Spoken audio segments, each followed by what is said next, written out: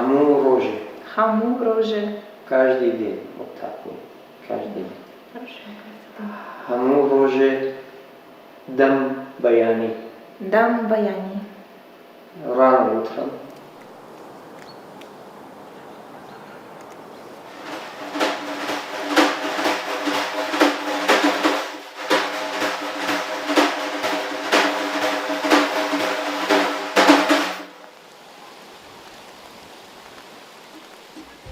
من مسعود طالبانی لشار سنە لەدایک بووکم.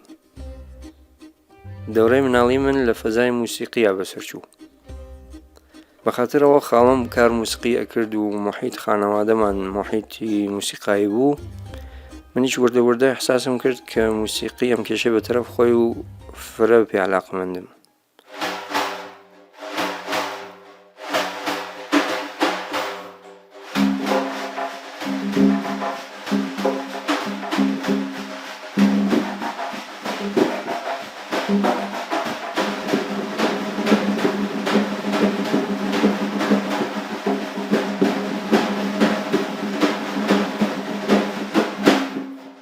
هەر لە 7 ساڵێکیەوە کە ئەمدی خاڵم ئاغای بێروز عەتایی تەک ڕەفیقەکانیان لە ماڵە تەمرین زەرب بکات، منیش یا تەک ئەوانەوە یا تەنیا شڕۆمە کرد بە ڕیتمگردن و زەرب لێدانن. لەو زەمانیچە تازە جێگەیەک دروست بوو بە ناو ئەنجومەن موسیقی شمشاڵ کە خاڵم منی برد بۆیەنە تا ساز کەمانچە فێر بم. چەند ساڵتر دوای ئەوە ستارم کار کرد، وەلی لە ئەسڵا فرەتر هەر زەرب و سازگەل ریتمیم کارە کرد کە ساز ئەسڵیم بوو.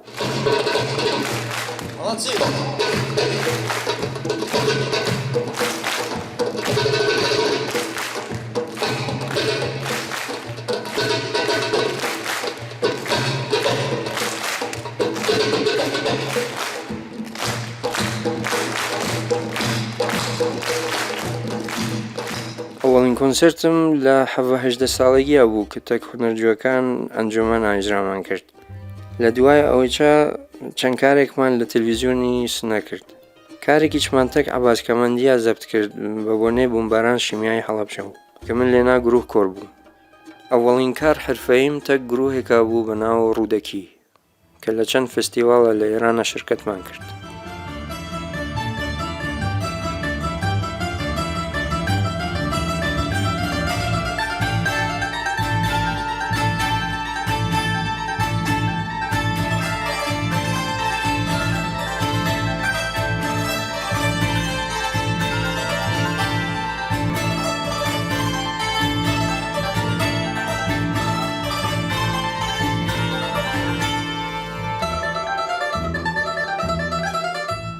هەر لەو دەورانە لە کەنار تەحسیڵە و فێر نەخشەکەشی ساختمانیش بوو.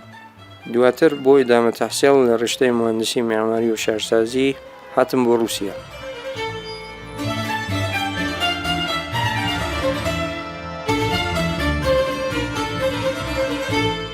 لە ساڵ 1993 من چووم بۆ سەنت پێتەربورگ، لێنا تەسمیمم گرت ڕشتەی معماری بخوێنم. دۆرەی ئامادەگی زوان ڕووسی و دەرسگەل خوسوسی لێنا توانم کرد.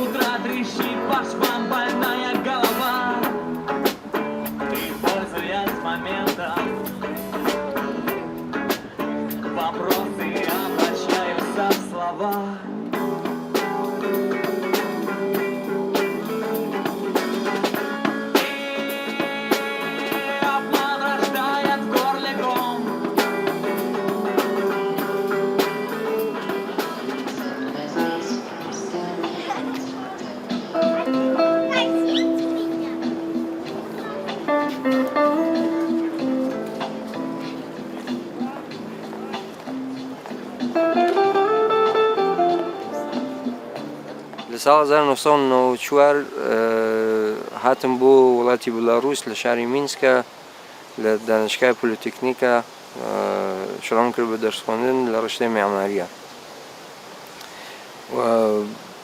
2003 فوق لیسانسم گرت، چوومەوە بۆ سنا بۆ کار معماری. لە سنا تعدادێک کار معماریم ئەنجامدا. یەکێکی بەنای یادبوون مەستوری ئەردەڵان بوو کە لەبەر خودی عمارەت خەسراوە دروست کردیا. دانێکی پرۆژەی گەورەی ساماندەیی مەشاغڵ شاری بوو کە کار متاڵاکەی خۆم ئەنجامدا. دوایەوە تەسمیم گرت کە هەڵگەڕمەوە بۆ مینسک بۆ ئەدامە تەحسیل بۆ دوکتۆرا تا ئیمساڵ کە دوکتۆرام سەد.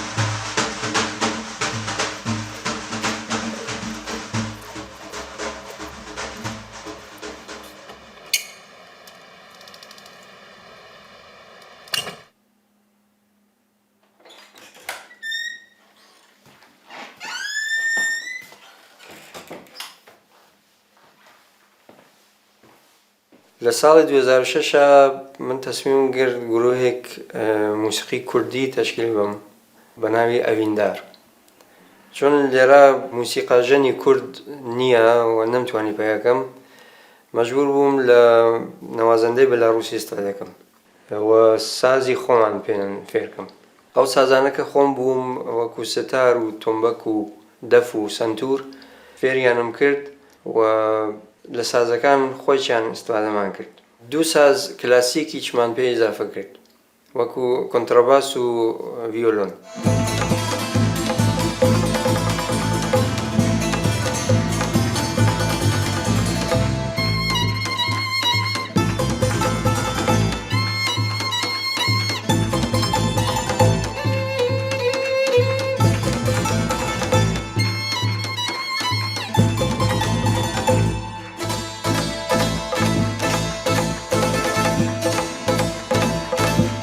بۆ دامەرزانی گروپی ئەڤیندار کێشەمان زۆر بوو. یەکێک لە کێشەکان بێژگە لە نەبوونی موسیقاژەنی کورد،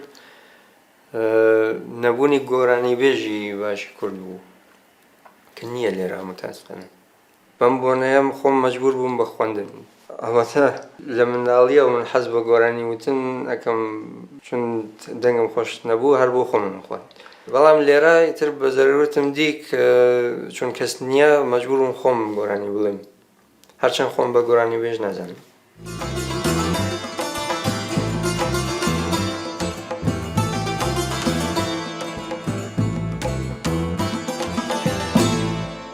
ساقي صادقي وفر يادم رس وروينا زوا جانجيرا ودس جانجيرا ودس جانجيرا ودس.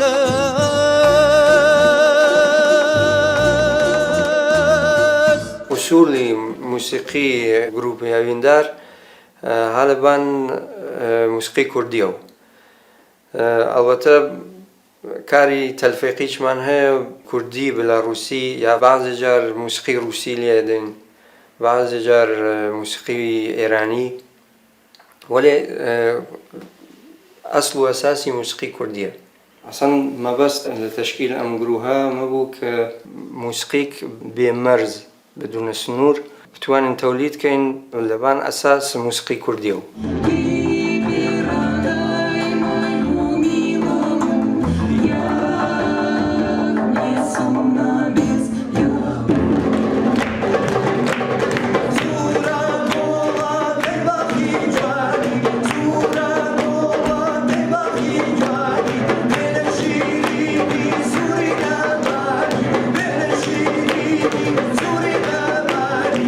Keep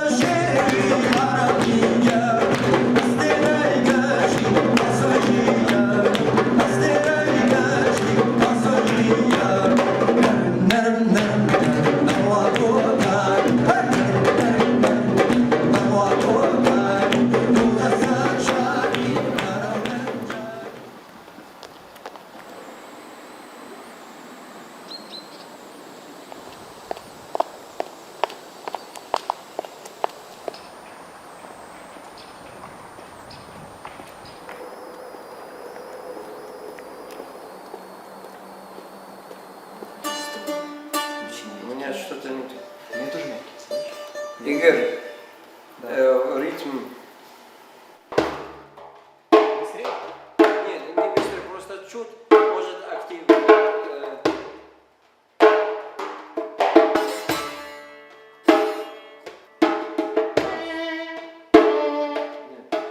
Я скажу, вот здесь.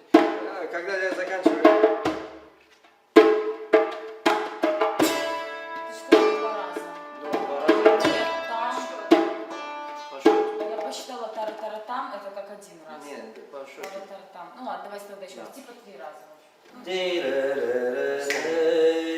Ну, не помнишь, это же... Ничего страшного. Ну, что, почему ты Это не очень хорошо, что ты не помнишь.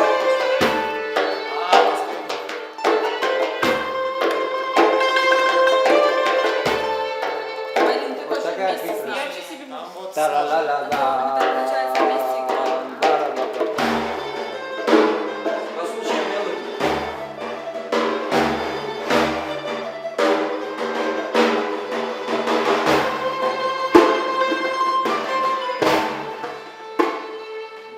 Второй раз уже идет фейк.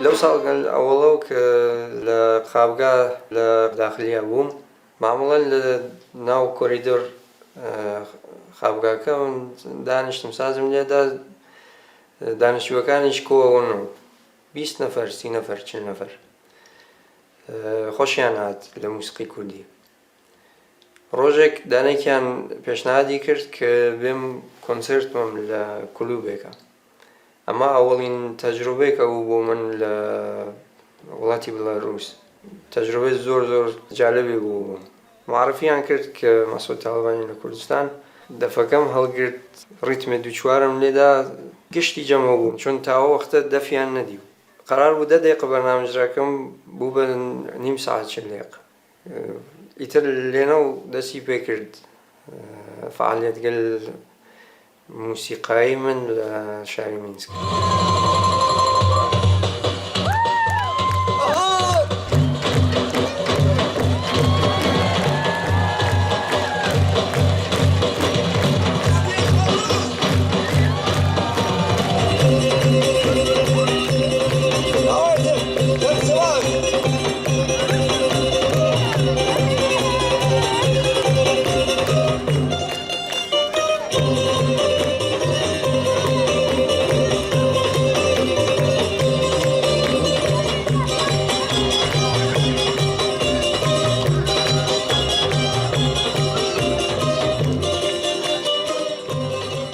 وڵاتێک وەک بەلاڕووس کە هیچ وەخت موسیقی کوردیان نەویستو لە هیچ شوێنێکە وردە خەریکەن ئاشناون و حتا توانن تەشخیص بن لەگەڵ موسیقی عەرەبیە فەرقی چون بەرداشتێک ئەمان کە هەیەە ڕاجع بە موسیقی شەرق فقط وەزانن موسیقی شەرق گشتی عەرەبیە یەکێ لە گرنگترین کارگەلێک کە ئەویندار کردی توانی بە شنەوەندەکان و بینەرەکان خۆی موسیقی کوردی بناسێنێ یعنی ئەوانە کەنتێن بۆ کۆنسرتی موسیقی ئەویندار ئەوانە ئیتر موسیقی عەرەبی لەگەڵ کوردیا قەتی ناکەن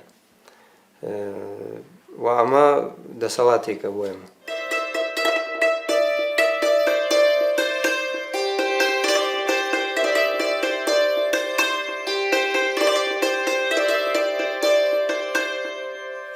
Меня зовут Полина. Фамилия Заровнятная.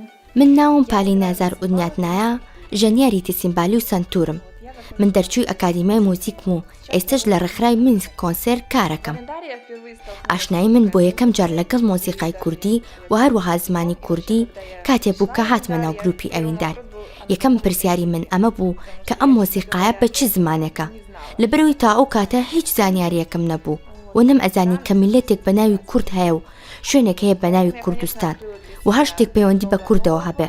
بەم بۆنەوە دنیایەکی تازە بەڕوومدا کرایەوە. ئەتوانم بڵێم کە زۆر حەزی پێەکەم و بۆ من زۆر پیرۆزە. ئەمە چەند ساڵە لە گروپی ئەمیندار ئەندامم.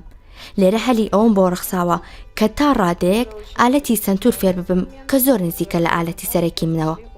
چونکە ئالەتی تیسیمبالی کە بلاڕووسیا لە سنتورەوە وەرگیراوە دروست بووە. لەم ماوەیە لە کۆنسێرت و فیستیڤاڵ و چالاکی و ئاهەنگی زۆر و سەرنجڕاکێش بەشداریمان کردووە کە کاریگەری و کارنامەیەکی پڕی بەجێهێشتووە. Достаточное количество интересных мероприятий. Мимигасуми. Ля, до, ля, ля, ля. А там какие аккорды?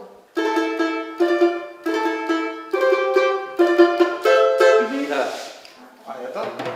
Это пока не играешь, ты играешь с солью. Да, да, да, да. Да, да, да, да.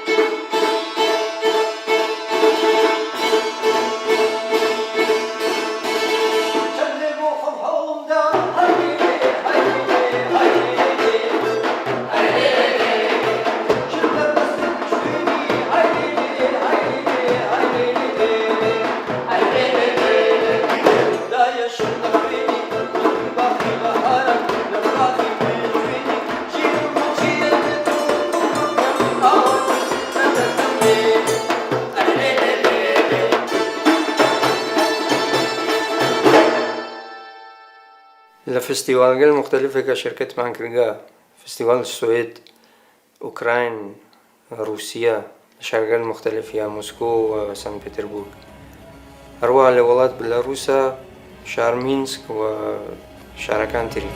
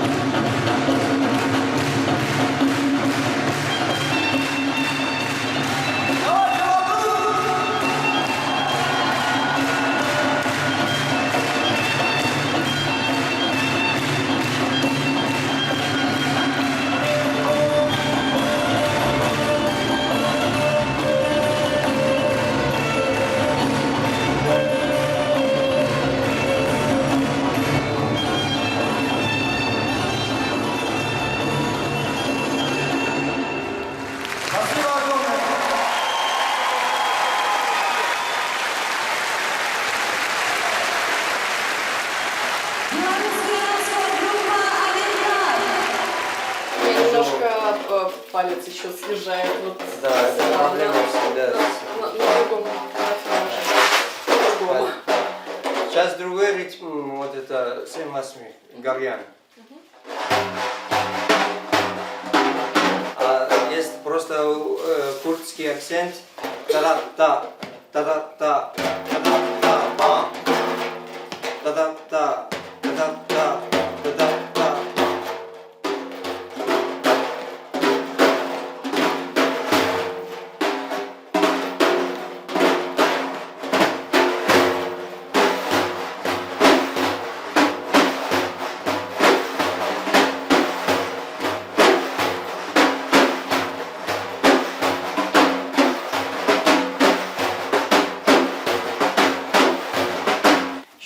Помнишь, этот ритм есть? 10-2 смех.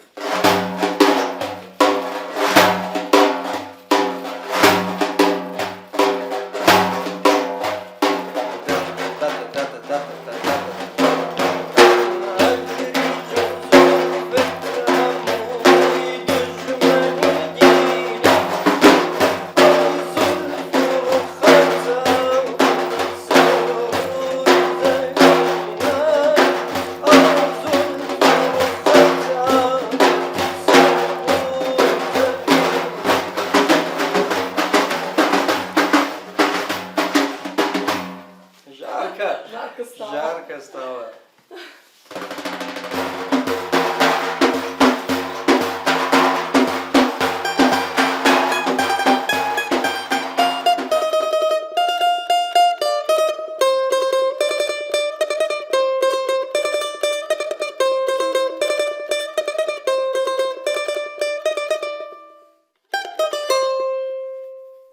Всем привет, меня зовут Русько Марина, я من ناوم مارینا تروتکو دەرچووی ئەکادیمیای مۆسیقای بلاڕووسم کە ئێستاش وەک مامۆستای ئالەتی دومڕا و گیتار لە مەکتەب وانە ئاڵێمەوە. من لە گروپی ئەویندار ئالەتی دومڕا ئەژەنم. زۆر حەزەکەم مۆسیقای ڕۆژهەڵات بەتایبەت مۆسیقای کوردی بژەنم. ڕیتمەکانی سەرنجڕاکێشە و ئاوازەکانی زۆر جوانە و لە دڵدا کاریگەری زۆری هەیە. هەستێکی ئارامت پێدەبەخشێ. ئەم مۆسیقایە بۆ من شتێکی نوێ و تازەیە. من زۆر خۆشحاڵم کە لەم گروپە ئالەتەکەی من سوودی لێوەرئەگیرێت. دومڕا ئالەتێکە کە بە ئالەتی سونەتی ڕووسی ناسراوە و لەم گروپە دەنگدانەوەیکی جیاواز و تازەی بەخۆوە گرتووە. нашем коллективе.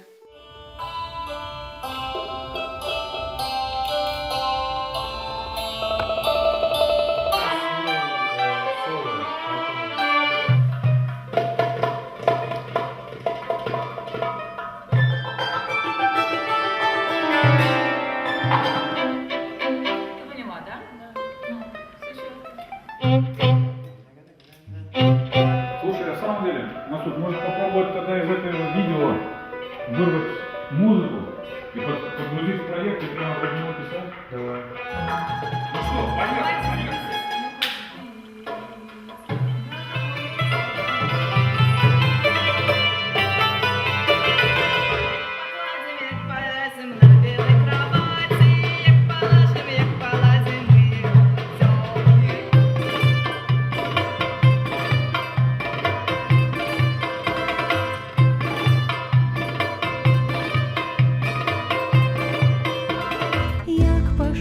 Пошлю соловеечку на той свет по мамочку. Як пошлю соловеечку на той свет по мамочку. Соловейка летит недолитая, все и до моей мамочки. Соловейка летит недолитая, все и до моей мамочки.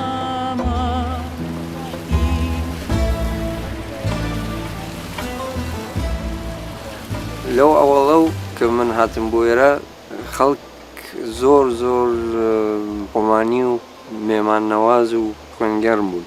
بەم بۆنەیە زۆر ئەحساس خۆمانیم کرد، یعنی ئەحساسم کردان ماڵ خۆمان. فرز و ارتباطمان بەرقەرار کرد و منیان قبول کرد بە عنوان فەرهەنگێتر، چ لە دانشگا چ لە محیطی بازار و دەرەوە. بۆ جالب بوو بۆیان کە یەک خارجی هەست لە ناویانە.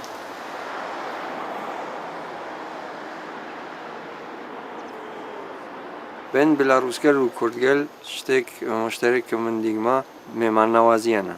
کەسێکی بچێتە ماڵیان هەرچێکیان بێت بێڕیایان نەبەردەستی.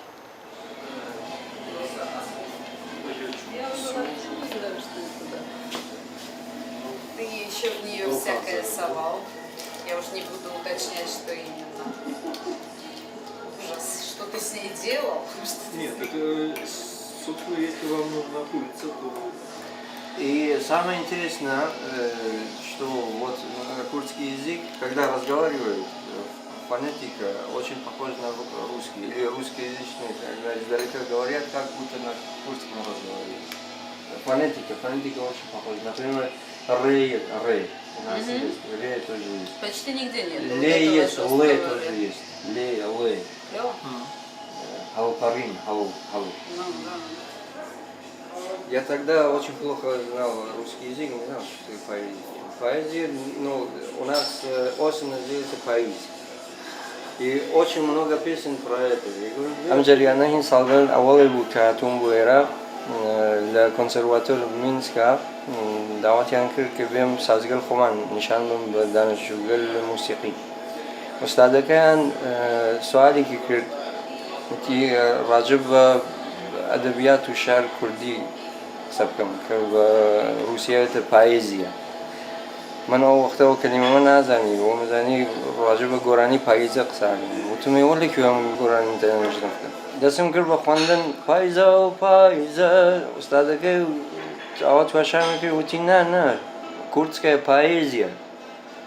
وتم نجمة غلاميش دانه كيه ج بايز سري لقان آخری ساعتی طولی کشید حالی بودن.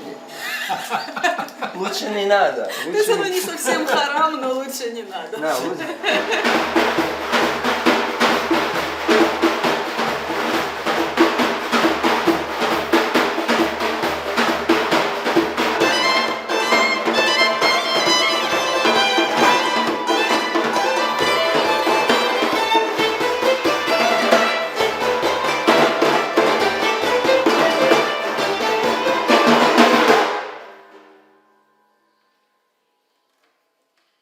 Меня зовут Игорь Лосицкий, я переводчик итальянского языка, преподаватель. من ناوم ئیگەر لاتسیسکی وەرگێڕی زمانی ئیتاڵی و مامۆستای ئەدەبیاتی ئیتاڵیم. بەداخەوە هیچ کاتێ لە کوردستان نەبووم و ناتوانم لێکدانەوە لەسەر فەرهەنگی قوڵ و دەوڵەمەندی کوردی بکەم. تەنیا لە ڕێگەی مۆسیقای مەسعود تاڵەبانیەوە ئەتوانم سەبارەت بە مۆسیقای کوردی ڕای خۆم دەرببڕم و ئەتوانم بڵێم ئەو ئاوازانە کە لەگەڵ گروپی ئەویندار ئێژەنین ڕاستیەکمان بۆ ڕوون ئەکاتەوە کە لێکچوونێکی قوڵ لە نێوان ئەم دوو فەرهەنگەدا هەیە. وەک نمونە ئەتوانین بڵێن گۆرانی گوتن بە دەنگ و شێوازی فۆلکلۆر لەم دوو میلەتەدا لێکچوونێکی زۆری هەیە. ماوەیەکی زۆر نییە کە من لەم گروپم، ئەمە بۆ من هەلێکی زۆر باشە. هەروەها ئەویندار تەنها گروپە بۆ ناساندن و گەشەپێدانی فەرهەنگی کوردی لە بلاڕووسە و هەلێکی زۆر تایبەتە بۆ خەڵکی بلاڕووس کە لەگەڵ فەرهەنگی کوردی ئاشنا بن و مۆسیقای کوردی بناسن. ریتمەکانی کوردی زۆر قورسن و ئەستەمە بتوانی یەکەم جار بەبێ هەڵا ریتمەکان بژەنیت. شتێک کە مایەی سەرنجە ئەوەیە کە هەرچی زۆرتر ریتمی کوردی بژەنی حەزەکەی زۆرتر و زۆرتر بەردەوامبی لە ژەنینیە. Все больше и больше.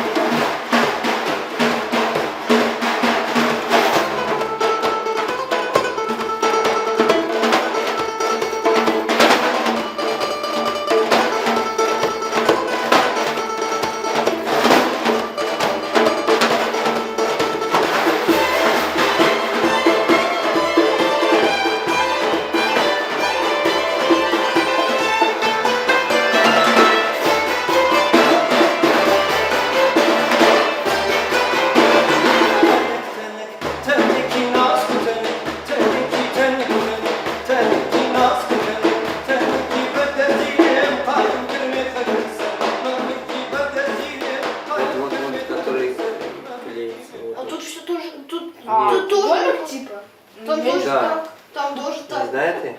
Нет. Вот это. Та-та-ти-та-та. Дин-та-та-ти-та-та. Раз, и два, и...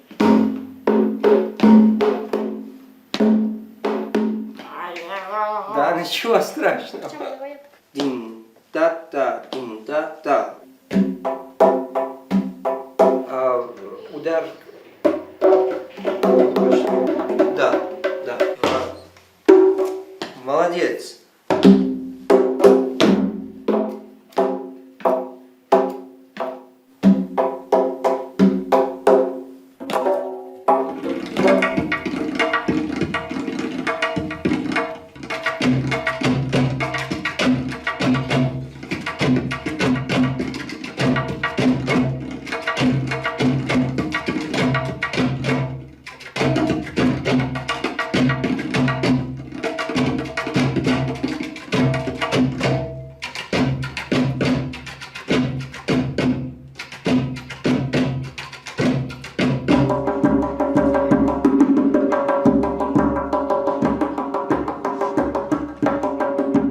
Да, вот так.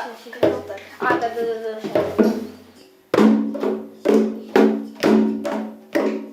Та-та-та, дин-та-та. Потом, Мизинец. да, потом другая рука.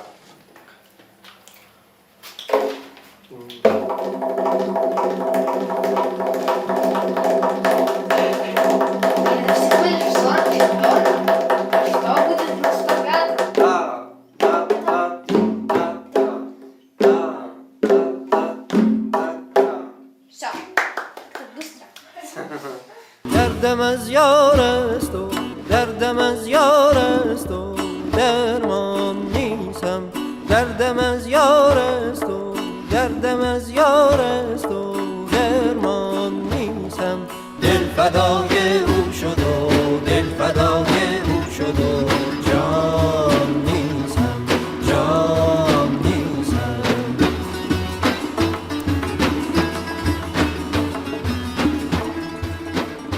Настало время джаз-ланча. В студии я, Евгений Долгих, и мой сегодняшний гость – музыкант, певец Масуд Талибани. Здравствуйте, Масуд. Здравствуйте. И, естественно, в Беларуси тоже курдская музыка, она нравится. Зрители с удовольствием придут на концерт и слушают.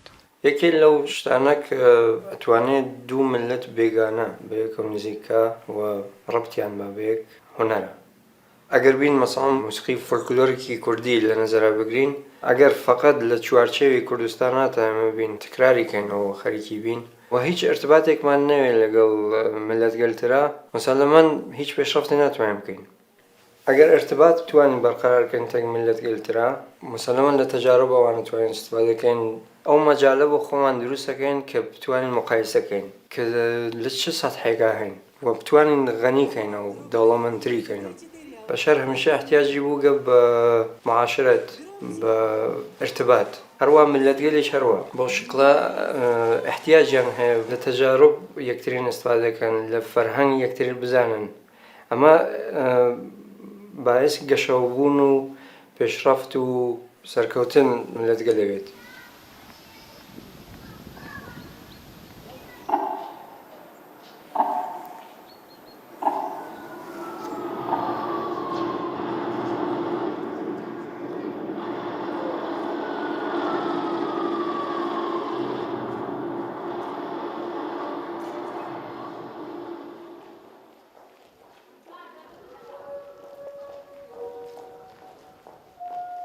ئێرە شاری برێستە یەکێک لە شارگەل بەلاڕووس کە هاومەرزە تەک کشوەر لە هێستانە و 650 کیلومتر لە شاری مینسک دوور.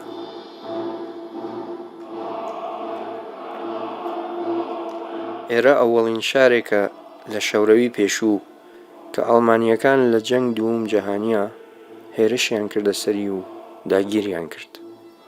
جەنگ ئەڵمانیەکان تەک شەوڕەویە لە ساڵ 1940 لێرە و دەسی پێکرد.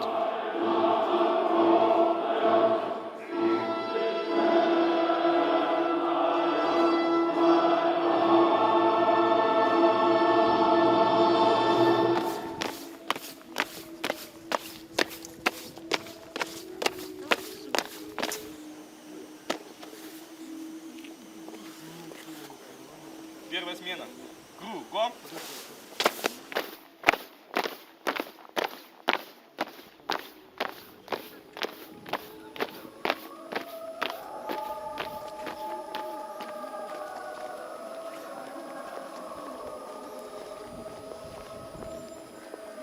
هەرجار من تێم بۆ ئێرە ئەکەفمە بیر ئەم نەسوورەکەی شاری سلێمانی چون لێرێجا ئاسار فیشەک و گولەکان لەبان ساختمان و بیناکان ماگەسە و دەستیان لێ نەداگە.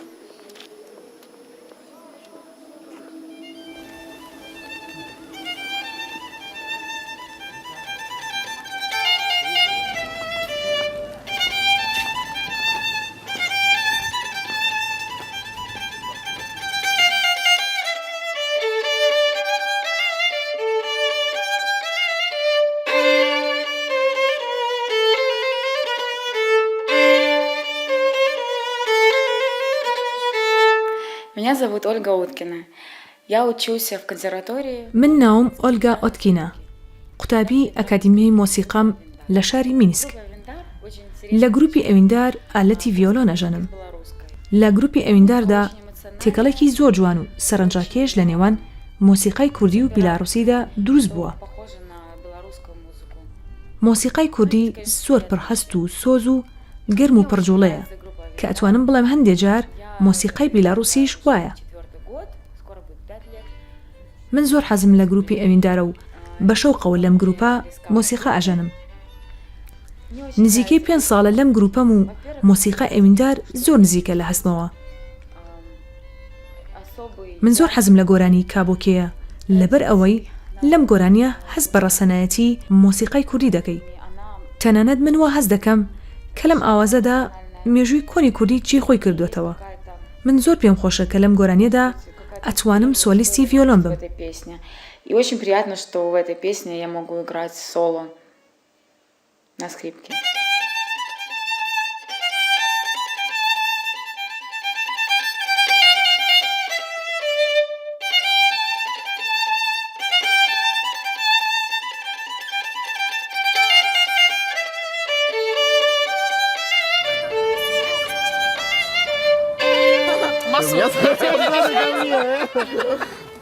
На самом деле так и бывает на белорусских пикниках. Не, я могу что-нибудь сказать. Бабушка изнасиловалась. Но потом это уже... Что, мы будут сидеть и смотреть? Милая. Это разное. Нет, чисто слова, да, мне кажется. Почему нас не называют Масуд брюнетка. Ну, ты Масуд брюнетка, получается, а я шатенка, или кто я? Холодновато, надо сворачиваться. Спасибо, отлично. Все сводки вечерки на видео. Каждый день. Сняли бы курдских песен, заполонили бы, как у масленицы. Блины жарить на костре. Бабу Кстати, а другой вопрос. Такой печальный. Почему вот мы для видео свежим? Масуд, я буду чай. Хорошо, сейчас. Ты конкретизируешь? 2, 3. Басламати Алиндар!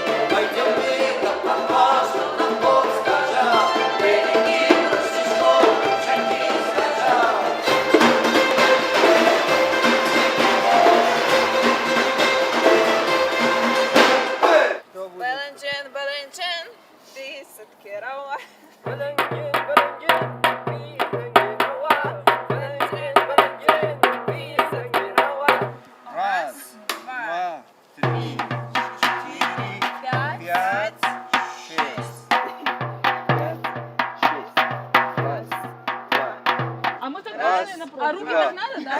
Это уже русский. Это уже потом раз, два, раз, два. потом опять Раз. 2. Все, понятно. 3. Это очень А мы интересно. должны опять в полосу ставить? Да, давай. Раз. А Марина делает так. هەمزەمان تەک کار موسیقیە لێرە چەند کەسێک ڕووسی چەمفێر هەڵپەرکەی کوردی کرد کە لە بازی فستیڤال و کۆنسرتی چا بەشداریەکەین.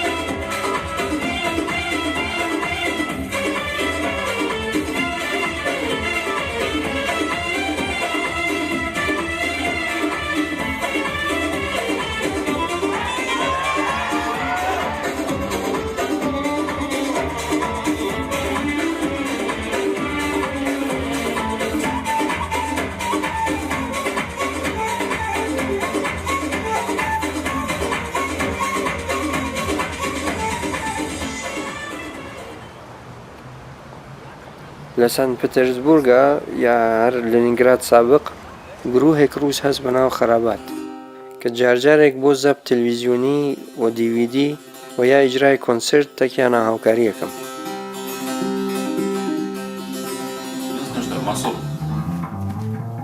который лишает музыка покоя, то есть мы с нее будем, наверное, начинать. Режь, вот, можешь вонзить.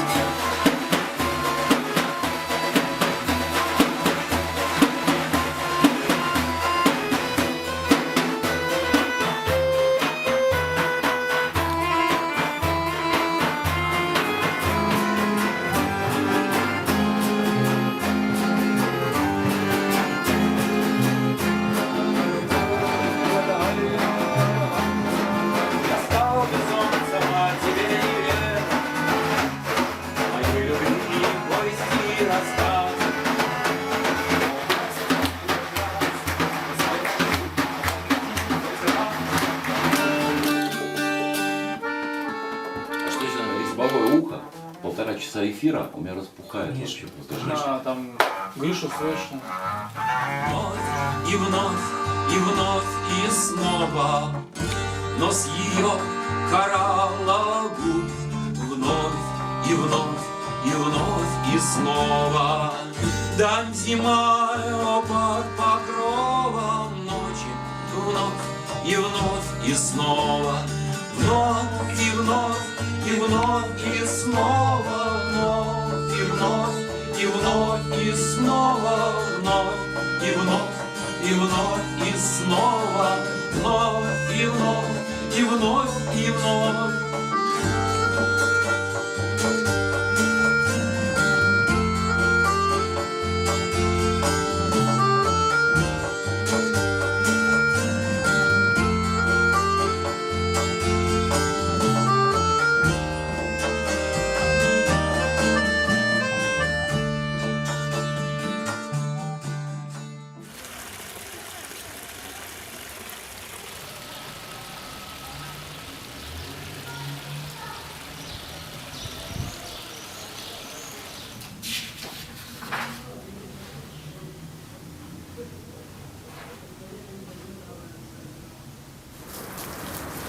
من هەرچێکم هەست و هەر کارێکم کردگە بە خاتر زەحەمات و فەداکاری دایک و باوکم بووگە کە هەمیشە پشتمیان گرگە و تا دنیا دنیاس مەمنونیانم.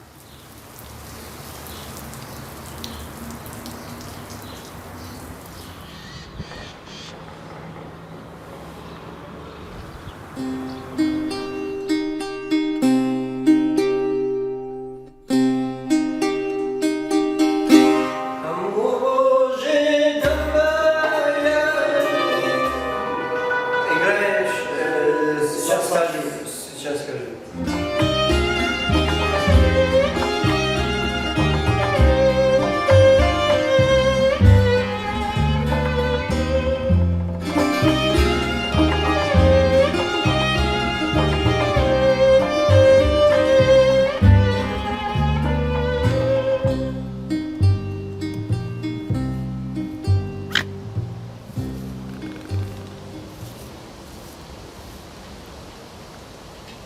Гамурожи дамбаяні, каці дечі, посаркані.